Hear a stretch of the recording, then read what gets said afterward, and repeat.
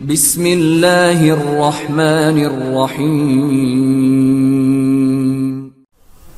فرمایا زہر تو حسن کو بھی ملا، دو ہی تاریخ میں حسن ہیں جن کو زہر ملا ہے نا۔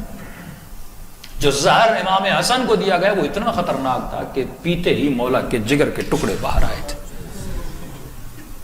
کہ امیر شام کہتا ہے میں نے ایک زہر روم سے منگوایا، 6 مرتبہ مولا حسن کو زہر دیا گیا، یہ 7ویں مرتبہ تھا۔ میں نے روم سے ایک زہر منگوایا ہے جس کو اگر دریا میں ڈالا جائے تو دریا کی ساری مچھلیاں مر جائیں، اتنا سخت زہر ہے۔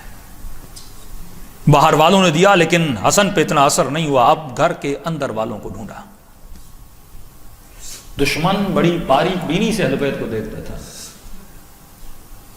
ایک مرتبہ باہر والوں کو دشمن بناتا ہے، پھر 2 امام ایسے ہیں جن کو بیویوں نے مارا ہے، امام جواد اور امام حسن۔ امام جواد کی امامت بھی بہت تھوڑی ہے، پھر اس امام کو بچپن سے اپنے گھر میں ظالم بڑا کرتا ہے۔ وہی سوچ جس موسیٰ کو فرعون نے بڑا کیا، یہ سوچ کے کہ یہ بچہ بڑا ہوگا تو مجھ سے کیوں لڑے گا کیونکہ میں بڑا کر رہا ہوں۔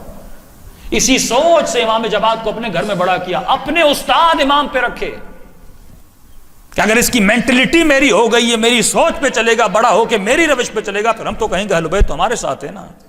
اب ان کو کیا پتا ہے، ان کا علم اکتسابی نہیں ہے، لدنی ہے۔ فرمایا 4 امام جمعہ و جماعت بدلے گئے۔ جو شہر کا مفتی امام جمعہ اور جماعت تھا اس کو استاد رکھا امام جواد پر۔ جب وہ تفسیر قرآن پڑھنے لگا تو امام جواد اس کی تفسیر سے غلطیاں نکالنے لگے۔ کہا جو تو پڑھا رہا ہے وہ غلط پڑھا رہا ہے، جو تفسیر کر رہا ہے۔ اس نے کہا بچے مجھے سکھاؤ گے کہاں، میں تجھے بتاتا ہوں۔ جب اس نے تفسیر امام نے بیان کرنا شروع کر دی، یہ 2 دن میں مولا کا شیعہ بن گیا۔ اس کو جمعے سے ہٹا دیا، پھر دوسرا بھیجا وہ شیعہ بنا، پھر تیسرا بھیجا وہ شیعہ بنا، پھر چوتھا بھیجا وہ شیعہ بن گیا۔ اس نے کہا اگر میں اس طرح مفتیوں کو بھیجتا رہا تو یہ سارے مفتیوں کو شیعہ بنا دے گا۔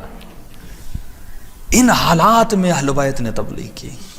پوری زندگی، ایک امام تو ہے نا جس کی زندگی 7 سال 8 سال، پوری زندگی جس امام کی زندان میں گزرے۔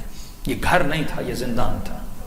فرمایا بغیر موقع، بغیر محل، جب چاہتے تھے گھر پہ چھاپا لگاتے تھے، چیکنگ ہوتی تھی لیکن کہیں بھی انہیں امام ملتا نہیں تھا۔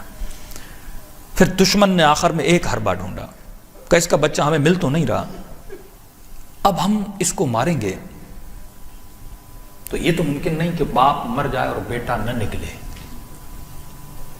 کہ یہ حربہ اپناتے ہیں جب مر جائے گا تو بیٹا تو ضرور باپ کے جنازے میں آئے گا۔ وہی کام جو امام حسین کے ساتھ ہوا تھا نا، جب مولا کو شہید کرنے لگے تو امام سجاد خیمے سے باہر، کیسے کسی بیٹے کی غیرت کیسے گوارا کرے کہ بابا کو مارا جائے اور بیٹا بیٹھا رہے۔ کہ سید الساجدین خیمے سے باہر نکلے کہ امام حسین نے اشارہ کیا سجاد تو خیمے کے اندر بیٹھ جا۔ یہی حال امام زمانہ کا بھی تھا کہ چچا اس کی جگہ پہ بیٹھ گئے ہیں، لیکن بالآخر پھر بھی امام زمانہ آئے اور نماز پڑھا کے چلے گئے۔ ہدف یہ تھا کہ امام کو شہید کر دیا جائے تاکہ امام زمانہ کو باہر نکالا جائے گا۔ پہلے باپ کو ماریں، بیٹا جب باہر نکلے گا پھر اسے ڈھونڈ دیا جائے گا اور پھر اسے قتل کر دیا جائے گا۔ لیکن یہ وعدہ الہی تھا کہ حجت خدا کو باقی رکھا جائے اور ہر زمانے میں یہ حجت باقی رہے تاکہ اس کے چاہنے والے اس امام سے فیض لیتے رہیں۔